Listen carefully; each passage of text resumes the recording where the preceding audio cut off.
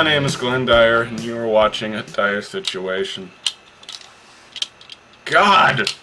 I am so bad at predicting things! I am so bad! Jesus Christ! I mean, I predicted Man of Steel would be the best movie of the year for, like, 2013. Jesus, what was I thinking? Oh god, I predicted Pan would be the best movie from last year. What was I thinking? Oh god, what did I even predict for 2014? God, I don't even remember, but it was probably the worst possible decision I could have made. Oh my god. And then last year, during the predictions, I predicted that this movie would be the best movie of the year. Oh god. Okay, in my defense, all I knew about the movie was well, I'm a huge fan of the books, right? I really like it. It's a Stephen King series that is nothing at all like what Stephen King does. It's really cool, surrealistic, has really like interesting lore and characters and all sorts of intricate shit. The ending's awful, but that's just Stephen King's style. And in fact, I believe there's a brief like afterwards section before the ending of the 7th book, which is the ending of the series, where he pretty much just flat out says, "Look, this ending's awful, but this is the only way I can think to do it." Which I kind of like, but still the ending is... oh, that's so disappointing. But, anyway, you go with the books for the ride, that's all I'm saying. You're not for the end. So all I knew about this was that it was based on one of my favorite book series, that it starred Idris Elba and Matthew McConaughey, and, you know, I like those guys. Idris Elba and Matthew McConaughey, they're cool guys. So I thought, you know, it has potential. I was a little iffy on the casting of Matthew McConaughey. I mean, I like him as himself, but, you know, I was like, okay, so he's playing, the Man in Black? Okay. It's not kind of the person I'd imagine playing that guy, but, like, the Man in Black is basically the antagonist of the first book. Sort of antagonist, more like the object of desire of the first book. As I said, this stuff's really surreal. And it's a very subtle role. Like, very subtle. The guy is evil, but the line is very blurry, to say the least. Because basically to kind of set this up, the Dark Tower... the main part of the Dark Tower, it's like a cross-universal thing, so we see like regular Earth and stuff, but the main world of the Dark Tower that has the Dark Tower in it is basically a world that could be Earth, I don't actually know, where just due to age, due to a whole bunch of other stuff, like the fabric of space-time itself has begun to decay, and like, everything we know about reality is dying.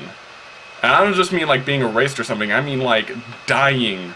That's a huge theme of all the books, is just how everything fucking dies. Even, like, magical, mystical stuff that always decays. So, like, I remember specifically a description from the first book, is that he's basically like the main character Roland, the gunslinger. He is pursuing the Man in Black through the desert, and I think he mentions that like the space between them actually shifts, but not because one is going faster than the other, but because the physical elements holding space-time together are separating and turning miles into, like, kilomiles. That's not even a word, but, like, just things don't make quite as much sense anymore. And it's so interesting. God, I would have loved to see something like that depicted in a movie. So I was like, there was no trailer at the time, but I saw that that was coming out this year, and I was like, yeah, this has so much potential. There's such great characters in it, too. I'm not even going to go into that. Not so much in the first book. The first book is kind of basic, but as it goes from there, it gets really good as well. So I put it down there. You should have looked up what company was making it, Glenn. You should have looked it up. Because, then I saw this Red Letter Media video that, I forgot which one it was, but at one point they mentioned Sony movies coming out this year. Movies from Sony Pictures. And, one of those movies was, The Dark Tower. Uh-oh. Oh god, the company that is led by complete idiots is making the Dark Tower movie? Oh no! Jesus Christ, oh no! The people who made the Amazing Spider-Man 2! Oh god! So I thought, oh no, oh no, oh no. Well, you know what, maybe this will be one of those cases where they don't think it's gonna succeed anyway, so they just kind of leave it alone, do its own thing. Gotta keep that hope. And then I saw the trailer. Oh, God! What have you done? I'm honestly wondering if the thought process going into making this movie was basically the producers, like, said, like, sometime, I don't know, like 10 years ago, they're like, hey, Stephen King, your movies sometimes make money. What have you got? And he's like, well, just handed them like a shelf full of books. And they're like, oh, hey, you got this little series here. We can make one of them Harry Potter things. What do you want for it? And he's like, 10 million. And they're like, sure, here you go. And then, like, 10 years later, like, oh yeah, oh man, our company's failing. Because we've made so many horrible decisions. Or, I mean, because critics are harsh. Well, what do we do? What do we do? Oh hey, I got this series 10 years ago. It could be kind of like Harry Potter.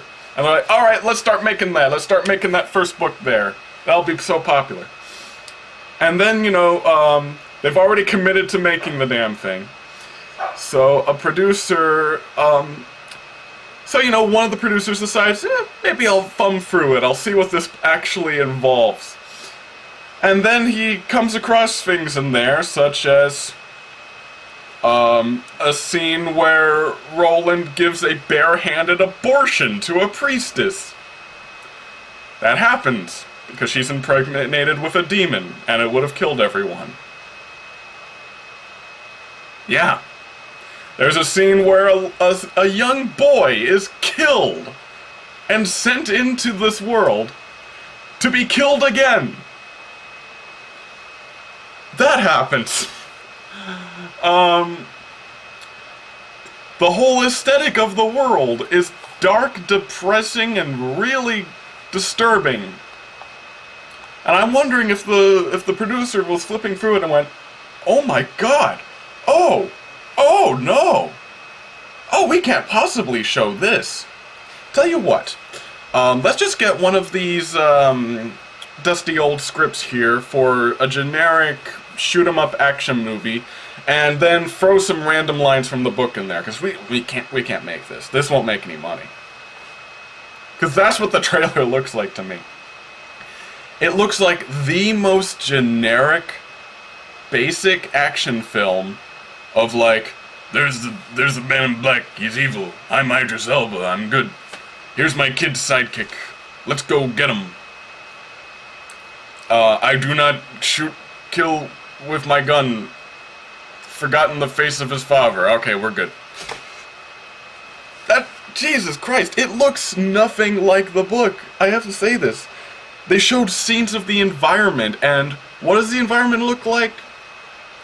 A desert. That's it. It's just a fucking desert? Jesus Christ, where's the surreal mind-bending shit?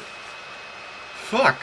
I mean, I know it's not from the first book, but in, I think, like, the third book, at one point they're going over, like, this wasteland that they kind of hint was, like, irradiated by nukes at some point. And they describe these really Lovecraftian monsters and shit down there.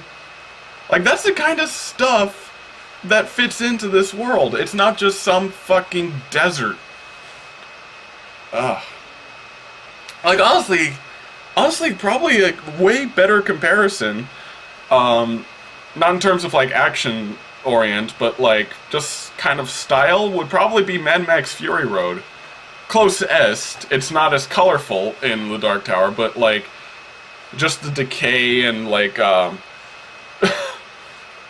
how people represent themselves and shit, like, that's kind of the aesthetic. But this, it looks so fucking bland. And also, the kid, Jake, judging from the trailer, he doesn't fucking die! Now you might say, I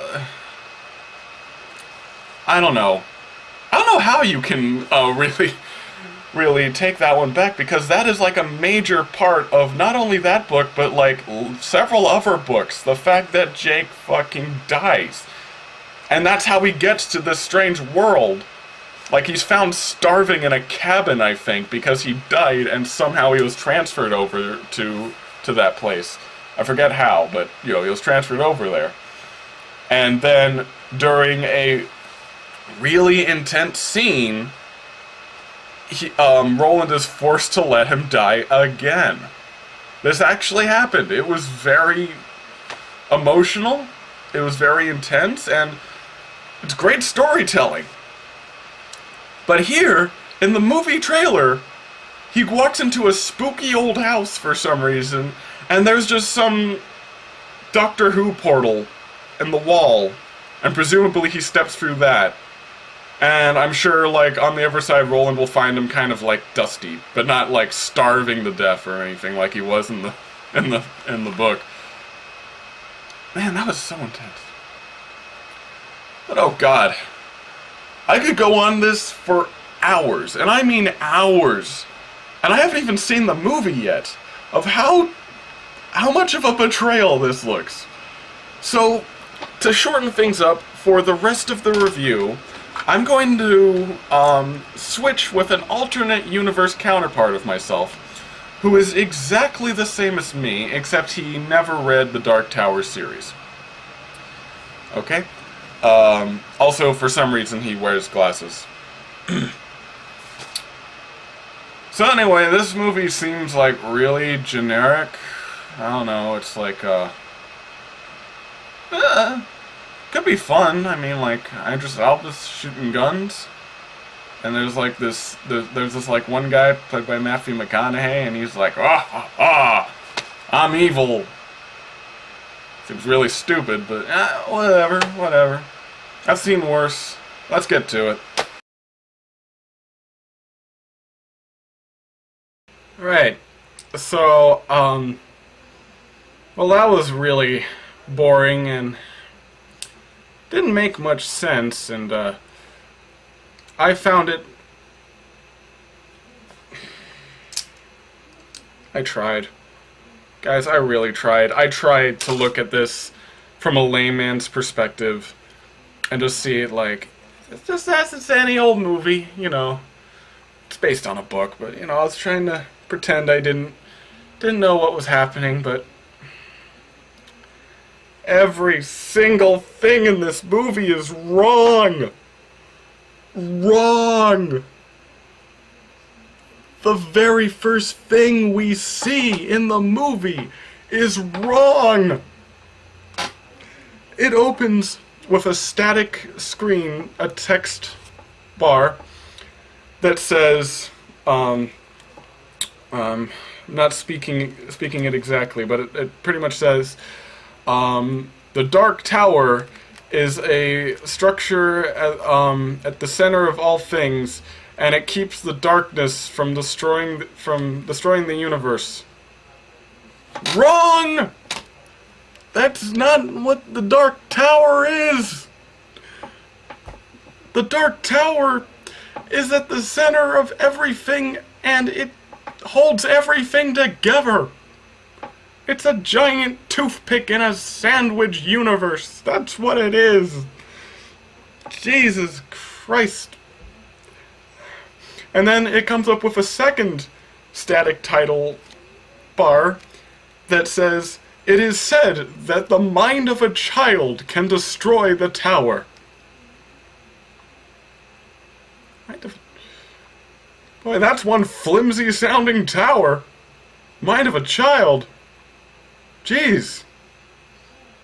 That's all it takes to destroy that thing? Wow. Make it out of paper mache? The thing is, I know where they got that. Because this movie isn't strictly the first book, because that would be too interesting. It's a mishmash of the first and second, mostly, but also a little of, like, I think the sixth and the seventh.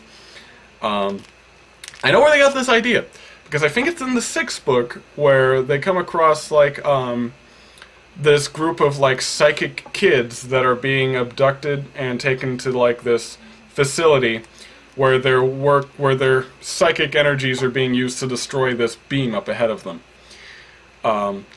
So, for those of you who don't know, which I'm going to assume none of you do, basically the Dark Tower itself is held up by, like, I think 8 beams that stretch out in really, really far directions, yeah, either way.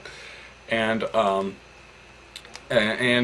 basically, if all those beams are destroyed, which they can be destroyed by, like, psychic stuff, the tower will just flop over. This movie didn't have time to insert that part. Instead, what the kids are doing, it's not the fact that they're kids that makes it destroyed, though. It's just... That's the thing, the mind of a child. That... The reason they were using children is because I think it was because, like, children have a more strong psychic abilities than adults do, and that's it. That's the main point. It would be psychics can destroy the tower, not just kids. But yeah. So in the book, though, that group was basically just chipping at it. And it can't be destroyed very fast because it's like it's a really hardy beam. So they just kind of like they're just kind of punching at it until it breaks, basically. This movie interpreted that as destroying a beam as these kids get hooked up into one of those machines from that one episode of Doctor Who. I mentioned Doctor Who twice in this episode. Those machines in, like, that old Christopher Eccleston Doctor Who, where like the news is broadcasted through people's brains. Like, they're hooked up to that, and the kids send out a giant energy wave into the sky that arcs over and just slams into the tower. And then that's how they destroy it. They send a giant laser at it. Yeah, I know. The thing is, there is so much wrong with that fucking movie. Also, it caused an earthquake when that happened, and he said, "Oh, that's a beamquake." And, God, beamquake. In the book, beamquakes are what happen when the frickin' beams break, and it's like an earth-shattering event, and it's not just a regular old earthquake. But yeah, you know, I understand things have to be changed in adaptation, you know. You can't keep everything.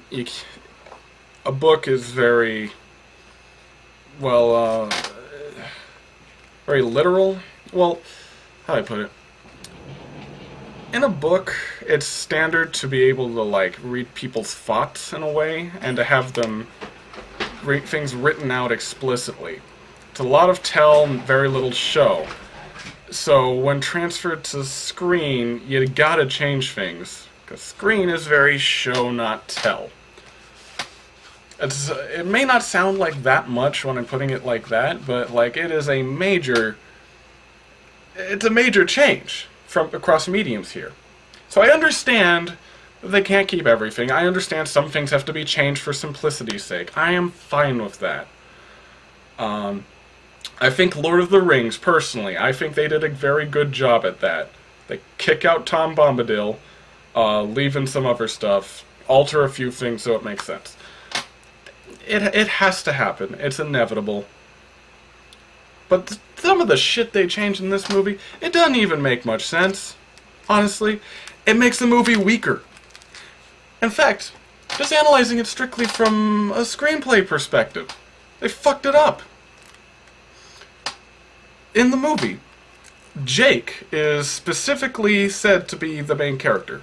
He's the first character we see. He's the only character with any kind of depth, because Roland is skewered in this.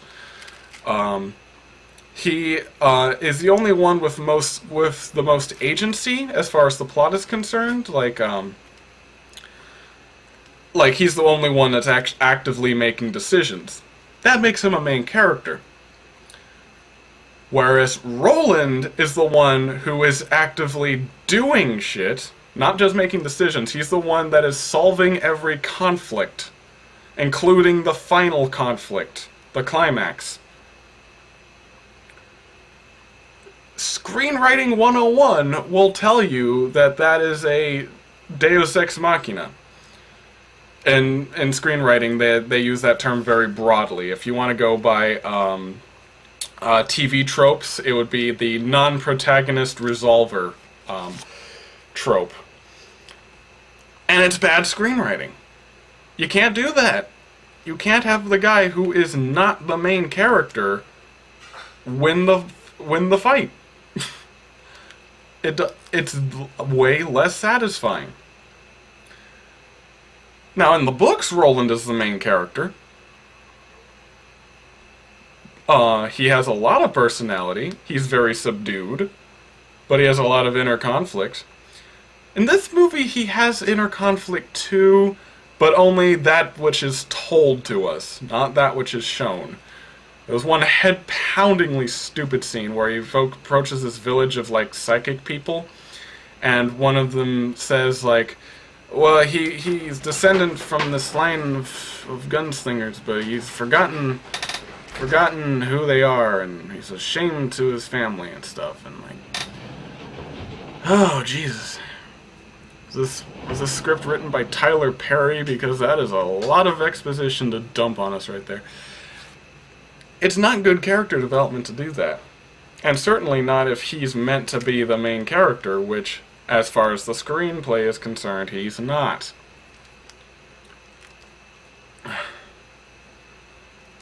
So, yeah. What am I even talking about anymore? This thing is a really shitty adaptation of the book. Oh god, I didn't even mention the movie's PG-13. Yeah, that's the shit I described in the first part of this video, the barehanded abortion and stuff. Yeah, good luck seeing that in a PG-13. Good luck even talking about that in a PG-13. Jesus fucking Christ. The movie, you know what the movie reminded me of? Reminded me of Goosebumps. Not the movie. It reminded me of the books. Just the way it handled itself. The fact that the plot is about these rat people who wear skin masks and stuff. It's very Goosebumps. The fact that there's like this magic portal guarded by a demon made out of house. I don't know how that works. It's very Goosebumps. The fact that there's monsters that live in darkness. That's Goosebumps for you. Whereas the Dark Tower is about us. It has more psychological stuff, Lovecraftian stuff, succubi, death, decay, the solitude of oblivion. What does this movie have? This movie has Roland eating a hot dog and everyone laughs. Or oh, I don't know. What was something stupid that he saw? Oh yeah, he says like your animals. He sees like some sort of commercial with talking raccoons. And he says the animals here still talk. Like stupid shit like that.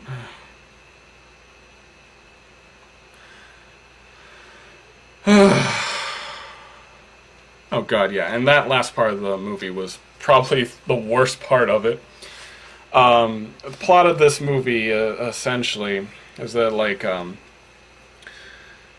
this is all the Jake stuff they got from the second book, because the first book is literally just he dies twice.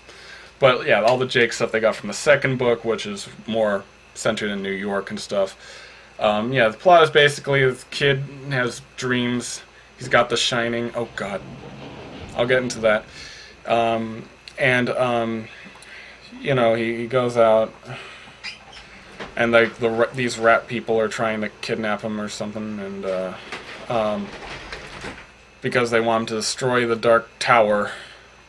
This is so poorly set up in the movie, but yeah, they want him to destroy the Dark Tower because he has pure shining, and but yeah, they so he finds this portal, and he enters in the right numbers for this portal, the Stargate. It acts literally like a Stargate, but yeah, he finds a portal, and then like Roland's on the other side. Another thing that makes Roland not a main character, he has no motivation throughout the movie. I know I'm going off on a tangent, but like he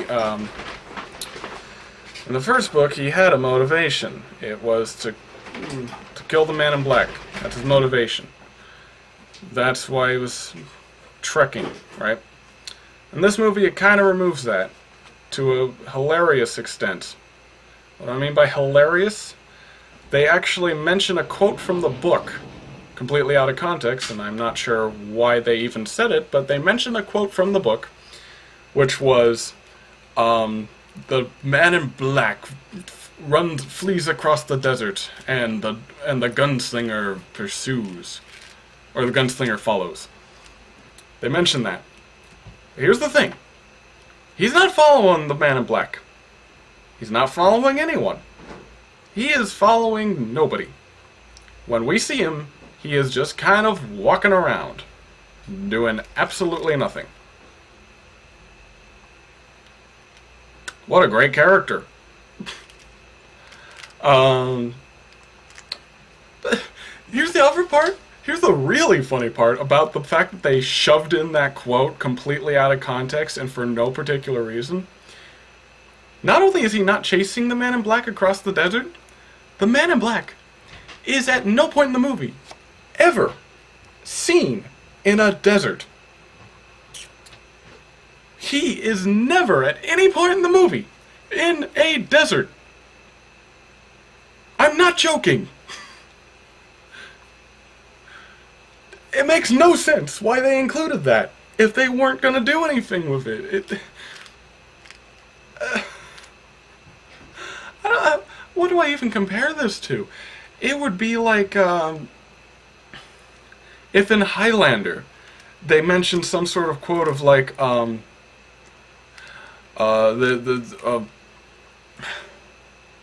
would it be? The Kurgan flees across Scotland, and Duncan MacLeod goes to stop him. Because in that movie, the Kurgan is never in Scotland. Like, and it was so funny because it wasn't even said by a character. It was just kind of stated, like a matter of factly. Man in Black flees across the desert. And it's because that was in the book, guys. That was in the book. I read the book. I know what's in the book.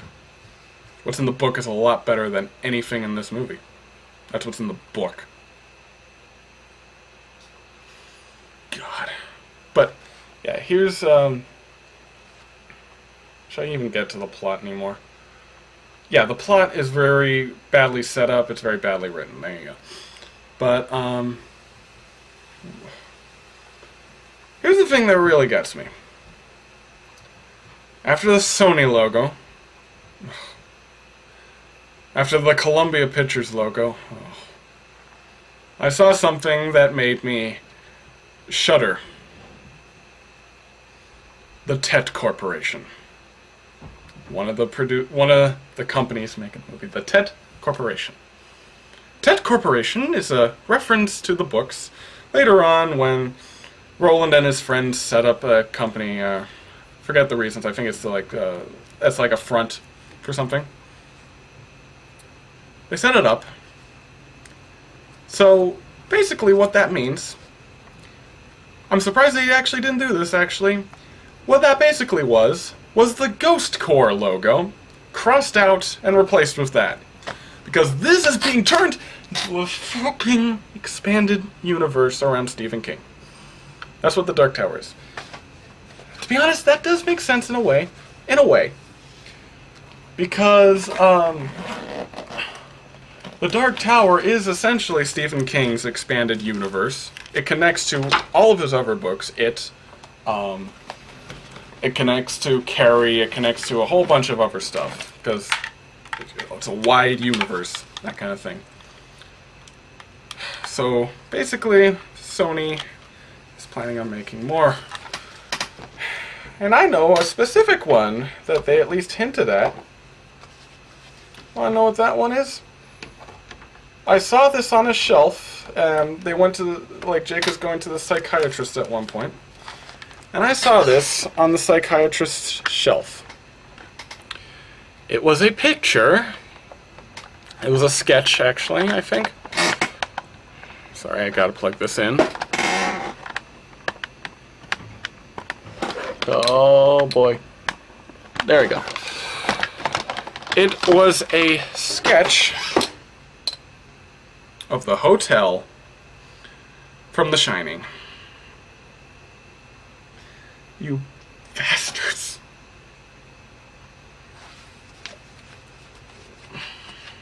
Why? I know why. Money. But come on. Guys. Stephen King is one thing. But that's Kubrick. Kubrick took that and he made it his own. You can't redo The Shining. It doesn't work. Nobody can redo The Shining. Nobody can even try to cash in on The Shining. It doesn't work. How do they even plan to continue this movie?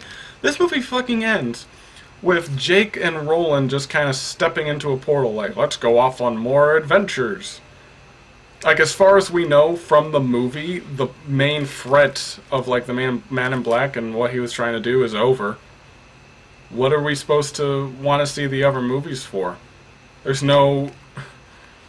it's a cliffhanger. It's meant to entice us to see other movies, but, there's no reason to.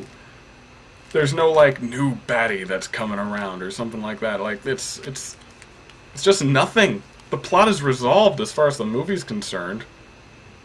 What are we supposed to get from that? I hope this movie bombs. I really do. I hope we never see any more of this. I can't even imagine in the second movie they have to do Susanna. I can't even imagine how these idiots would be able to portray Susanna. I mean, a black bipolar civil rights activist lady from the 1960s. Jeez, imagine that filtered through Sony's squeaky clean bullshit. Oh, that would be so awful. Yeah, Sony. Fuck you. So until next time, I'm Glenn Dyer, and you have been watching a Dyer-Situation.